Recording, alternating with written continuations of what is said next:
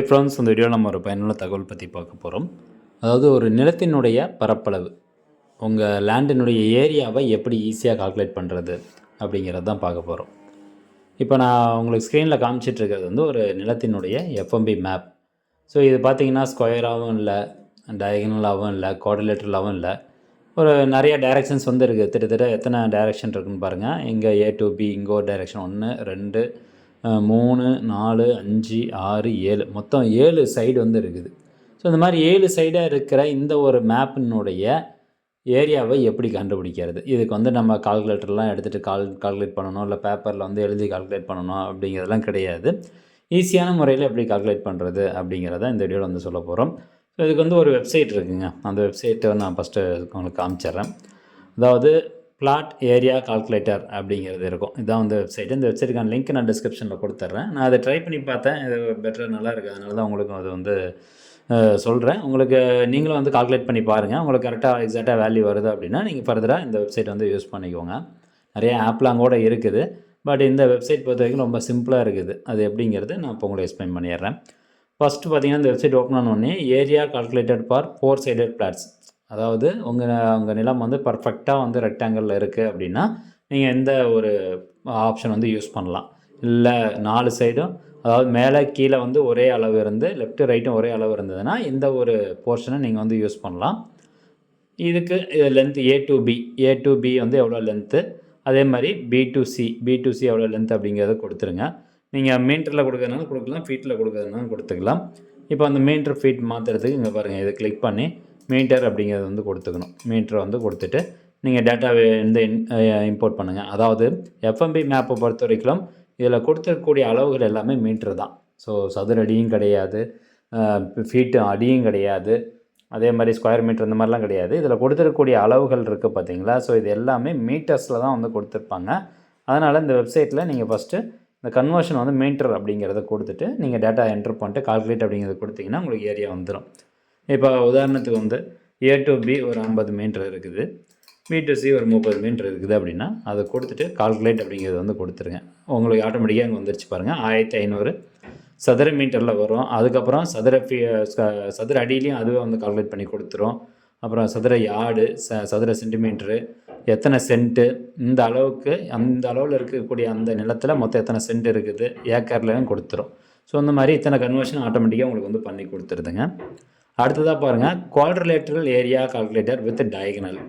இப்போது ஒரு சில எஃப்எம்பி மேப்பில் வந்து பார்த்திங்கன்னா மோஸ்ட்லி நம்ம நிலத்தினுடைய எஃப்எம்பி மேப் நம்மளுக்கு இந்த மாதிரி இருக்கும். அல்லது இப்போ நான் ஒரு எஃப்எம்பி மேப் காமிச்சேன் பார்த்தீங்களா. ஸோ நம்பர் ஆஃப் சைட்ஸ் வந்து அதிகமாக இருக்கும். ஸோ இதெல்லாம் பார்த்திங்கன்னா ஒரு குவாட்ரிலேட்டரல் ட்ராயிங் மாதிரி தான் இருக்குது. அதே மாதிரி இதுவும் பாருங்கள், இது வந்து நம்பர் ஆஃப் சைட்ஸ் எத்தனை இருக்குதுன்னு பாருங்கள். 1 2 3 4 5.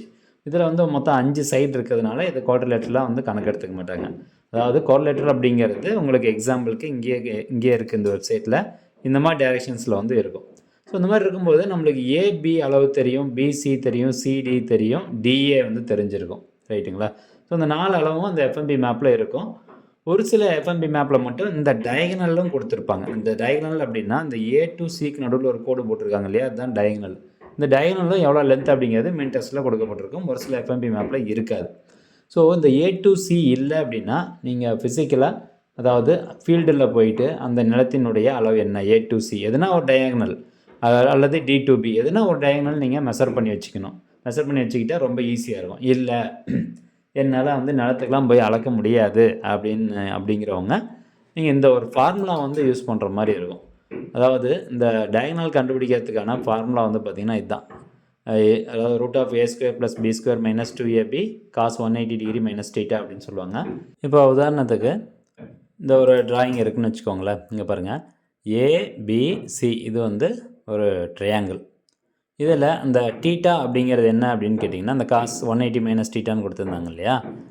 இந்த ABBC இந்த இடத்துல இருக்கக்கூடிய ஆங்கிள் வந்து நீங்கள் ஈஸியாக கால்குலேட் பண்ணலாம். அது ஃபீல்டுக்கு போகணுங்க அவசியம் கிடையாது.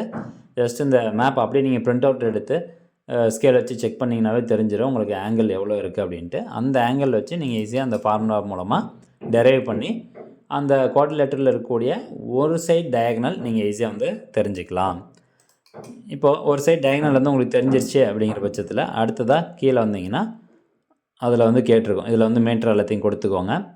இப்போ A to B எவ்வளவு, B to C மீட்டர்ஸில் எவ்வளவு, C to D எவ்வளவு, D to A அப்படிங்கிறது எவ்வளோ அப்படிங்கிறத போட்டுக்கணும். இப்போ உதாரணத்துக்கு இந்த மேப் எடுத்துக்கோங்க. இதுதான் வந்து A to B, அப்புறம் B to C, C to D, D to A. So 4 பக்கமும் எவ்வளோ வந்து மீட்டர் அப்படிங்கிறத நம்ம இதில் என்ட்ரு பண்ணிடணும். என்ட்ரு பண்ணிட்டு கீழே கேட்டிருக்காம பாருங்கள், அட்லீஸ்ட் 1 diagonal is required அப்படின்னு கேட்டிருக்காங்க.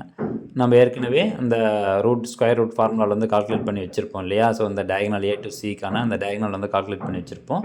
அதை வந்து மீட்டரில் என்ட்ரு பண்ணிக்கணும். சப்போஸ் நீங்கள் வந்து கால்குலேட் பண்ணல, ஃபீல்டு உங்களுக்கு பக்கமாக தான் இருக்குது அப்படின்னா நேரடியாக போயிட்டு நீங்கள் அளந்துட்டு வந்து இந்த டயகனல் மீட்டர் எவ்வளோ அப்படிங்கிறத நீங்கள் இதில் போட்டுடலாம். இதெல்லாம் ஒன்று வந்து போட்டுட்டு கால்குலேட் ஏரியா வந்து கொடுக்கணும். இப்போ நான் ஒரு எக்ஸாம்பிளுக்கு நான் ஒன்று கொடுக்குறேன்.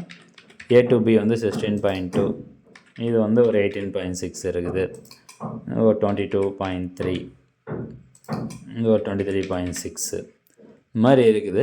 இதில் டயகனல் வந்து பார்த்திங்கன்னா உங்களுக்கு 16.4 இருக்குதுன்னு வச்சுக்கலாம். ஸோ இது வந்து கால்குலேட் பண்ணும்போது இதில் உங்களுக்கு வந்துச்சு பாருங்கள், எவ்வளோ ஸ்கொயர் மீட்டர் வந்து எவ்வளோ இருக்குது, சென்ட் எவ்வளோ இருக்கும், இந்த அளவுகளில் இருக்கக்கூடிய ஒரு மேப்புக்கு வந்து எவ்வளோ சென்ட் இருக்குது அப்படிங்கிறது வந்துருச்சு. அடுத்ததாக நிறையா பேர் வந்து இந்த மேப் ரொம்பவே நம்ம யூஸ் பண்ணுவோம். அதாவது நம்ம மேப் பார்த்திங்கன்னா இர்ரெகுலராக இருக்கும், ஒரு ஷேப்பே வந்து இருக்காது. இப்போ இது நான் எக்ஸாம்பிள் காமிக்கிறேன், அது ஷேப்பே கிடையாது இல்லைங்களா. ஸோ இர்ரெகுலராக வந்து இருக்குது. அதே மாதிரி ட்ரையாங்கிளில் அல்லது பாலிகன் அன்ஈவன் ரெக்டாங்கிளாக இருக்குது, இல்லை ட்ரெபசைடு ஏரியா அல்லது ட்ரெபசைடு ஏரியா கால்குலேட் பண்ணுறது. ஸோ இது எல்லாத்துக்கும் யூஸ் பண்ணலாம். இப்போ குவாட்ரிலேட்டரல் மூலமாகவும் நீங்கள் வந்து அந்த டயகனல் கண்டுபிடிச்சி யூஸ் பண்ணலாம், அல்லது சிம்பிளாக நீங்கள் இதில் போட்டிங்க அப்படின்னாலும் ஓரளவுக்கு வந்து மேட்ச் ஆக 99.95% வந்து மேட்ச் ஆகிற மாதிரி உங்களுக்கு அளவுகள் வந்து சொல்லி கொடுத்துரும்.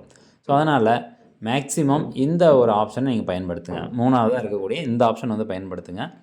இப்போ இந்த மேப்பில் வந்து எத்தனை சைடு இருக்குது அப்படின்னு பார்த்தீங்கன்னா மொத்தம் 7 சைடு இருக்குது, ஏற்கனவே நம்ம பார்த்தோம்.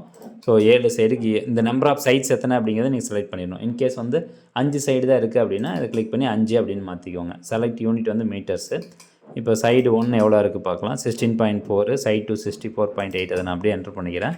16.4, நெக்ஸ்ட்டு 64.8, அடுத்ததாக சைடு 3 வந்து 39.4, நெக்ஸ்ட்டு சைடு 4 51.8,